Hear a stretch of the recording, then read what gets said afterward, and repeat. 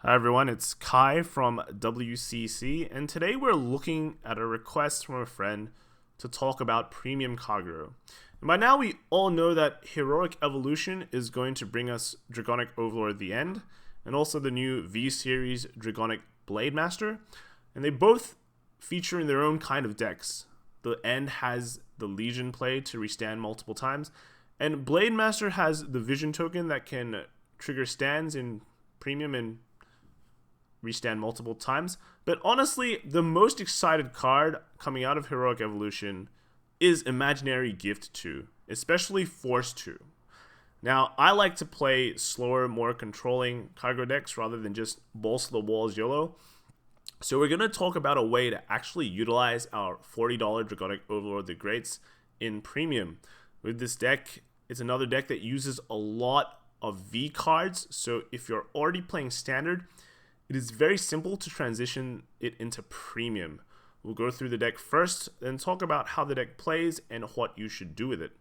So from the top, we're playing V-Series Dragonic Overlord and Dragonic Overlord the Great. Why do we run Dragonic Overlord?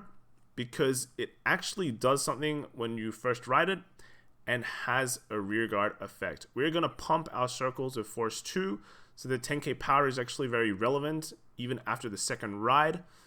And then the Soul Blast can send Neo Flames into the drop zone so you don't feel bad when you ride the Great later on. Now, also with the original Dragonic Overlord, because of Force 2, yes, it can threaten lethal pretty early. So that's also a nice plus. With Grade 2, you are going to have to run Neo Flame because of the Great. But we're also running Berserk Dragon because if we start, we can kill starters and the draw is still good. So it's pretty much there for the Gold Paladin matchup. When you begin, you kill their Criff, and they just feel awful. But this is actually a card that is replaceable. And the last card we have in Grade 2 is Wyvern Strike Doha from Heroic Evolution. This card is pretty amazing. Getting cards for only one Counterblast in Kagero is pretty crazy because there's not many other ways you can call. And then having this secondary effect, which is Guard Restrict, and this actually comes into play quite often, forcing your opponent to have to save or expend more cards just to guard this card when they really want to save it to guard your other cards, like your Vanguard. And then for Grade 1s, you have Garen because you're running Doha. You're running V-Series Airmo, but that's more of a filler card. It's replaceable, it's a flex slot, but there really isn't any other great Grade 1s for Kagero, so having a countercharge and a draw is still a pretty decent card. Lizard General Conroe is there for the countercharge and to search your correct Grade 3 that you want to ride, but it's also part of your later combo as well. And Lava Flow is just an extra stride fodder. We're running Lizard Soldier Conroe, the Old Man Conroe as our starting Vanguard. Having the Forerunner and the Search is still really good. We're running 8 crit and 4 Dronal and 4 heal with one of the heals from G-Series, effect heals, so we can get a counter charge or a soul charge. You can easily change this into 6 draw or even 12 crit, however you want to play it. Just make sure you're keeping the new premium crit in your deck, as it fixes up all your soul problems and also functions as a pretty decent power boost for your Vanguard. Moving on to the Stride Zone, we're running 3 Dumjid Valor for the possible first Stride restand. We're also running GB8 for when the game goes long, it's just a field wipe. Drachma is also there, but it's kind of a niche card now, but still kind of decent against a lot of decks that run very low Grade 3 counts. You can just snipe them out of the game if you realize they're out. 2 Gilgals because it's the best sweeper in the deck and also nice counter charge and will enable free stride, which is also very nice. 1 Purge in case you want to stride it first to push 1 damage. I don't really stride this card anymore. 5 Drive Checks is nice later on, but because I'm not running anything like stands, it's not that great. So we're basically there just to push damage, but even then, feel free to just unflip it with any of your other cards. 1 Sea Breeze to punish your opponent, and Ziegenberg for a confirmed restand and a counterblast less retire. Then we have your usual contingent of G-Guards with your 3 Denial Griffin, 1 Abu Salam, and Defeat Flare. So what do you actually do with this deck? Ideally, you ride Dragonic Overlord the Great, get Neoflame into your bin, and then call it. Force 2 on Vanguard, and then you stride, and you get big and get crit. So here's the equation. You Force 2 gives +1 crit. You CB2 for Neoflame when you attack, and you get a crit and 5k power.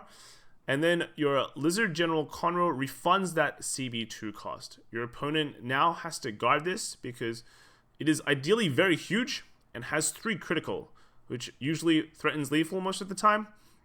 And then you stand again and bash him again and do the same thing. At some point, they just can't guard your numbers. They might be able to guard the first one normally, but they'll definitely have to start expending Sentinels to guard your bigger power levels later. So you just pretty much get a restand. And then if they don't guard you properly on your Vanguard, and then you get a triple drive, and they're forced to guard your other rear guard columns with like G guard, then you just feel excellent. You just get another drive check there. After you do this, your rear guard will attack his rear guards, and you end your turn with your opponent either dead or have to work with a very limited amount of counterblasts. So this combo can threaten your opponent with lethal when they're only at 2 damage. So like Morfessa, we want to keep our opponents on even damages because we want to ride another Great, place another Force 2 on a rearguard column, especially one with Doha and Garen for that guard restrict. Now, even if you lack a Neoflame or a Conroe, your Vanguard is still restanding with a crit. That means, yeah, your opponent has to guard when they're at 3 instead of 2. You don't have 3 crit, you have 2 crit, but it still threatens lethal at 3. If they are 2, they'll probably just take it, but then they'll go to 4, and then you're at that lethal range again. 4 is a nice number for this deck because of Force 2, 4 becomes the new number that you want to keep them at.